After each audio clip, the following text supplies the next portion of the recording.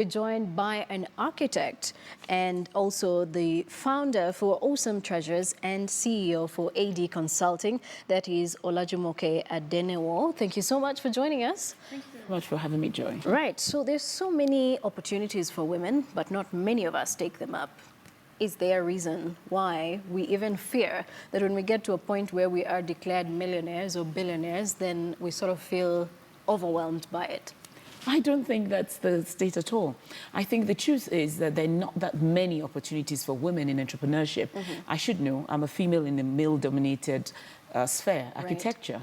And I realize that most decisions that are taken concerning entrepreneurship for women are taken in a male-dominated environment. Basically, the men, pardon me, are probably in some club in the dead of the night, like 2, 3 a.m., when most decent women are taking care of their children, and they're taking decisions on this thing. So the next morning we come to the boardroom and we have a charade where we have presentations and everything, but the real decisions were taken in the men's club the night before.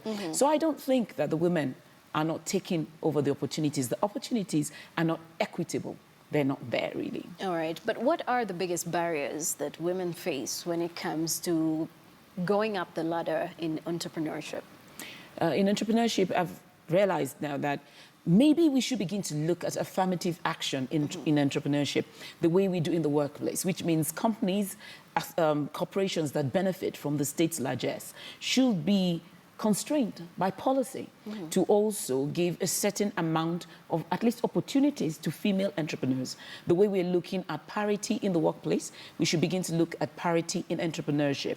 However, there's a more, that's just the, how do you say, it's not the root of the issue, it's a symptom.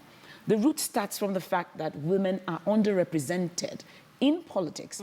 In Kenya here, there's just 9.8% of the women who are members of parliament. So that means even in the policy making, women are underrepresented. So who speaks for the women where the policies are made? This is the root of the problem. Two, I realize we talk about women not having access to finance, and that's what really creates the problem. Yes, it is true, women don't have access to finance, but before they even get there, what do women do to make sure that their companies are bankable? How do they set their books in order and all that? I realize that what a woman needs the most is another woman like her who has succeeded in her field, who is holding her hand, who is telling her she can do it. Because the loudest voice in a woman's life that says, you cannot do it, is actually hers. Years of culture, stereotypes and everything telling her you can't do it. If you go into broadcasting, this is the stereotype for you. If you go into engineering, this is the stereotype. If you are ambitious, you're called aggressive.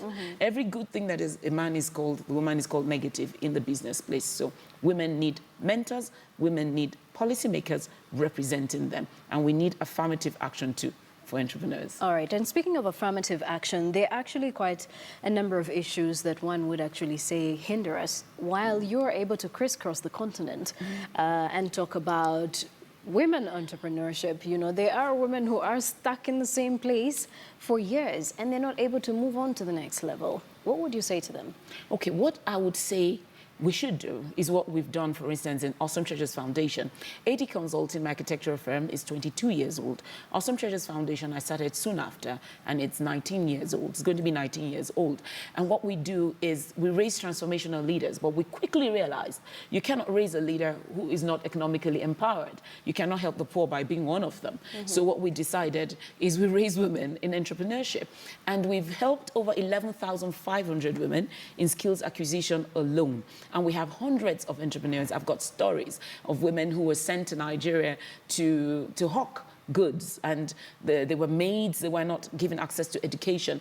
And today, they have their own interior firm, they teach other people, they have shops. And all that happened is that a late woman, myself, told them, you could do it. And we walked ourselves through it. Women have to understand that you have a gift that was given to you by your creator. You need to develop it. Don't look down on the gift, no matter what it is. One of my women, what she does is packs things. And she thought, I pack things beautifully, but who wants that? Turns out that the president at that time in Nigeria wanted that.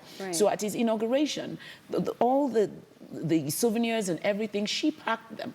So there is a space for your gift. You should develop it, and you should deploy that gift in the service of humanity. And people will pay you for that.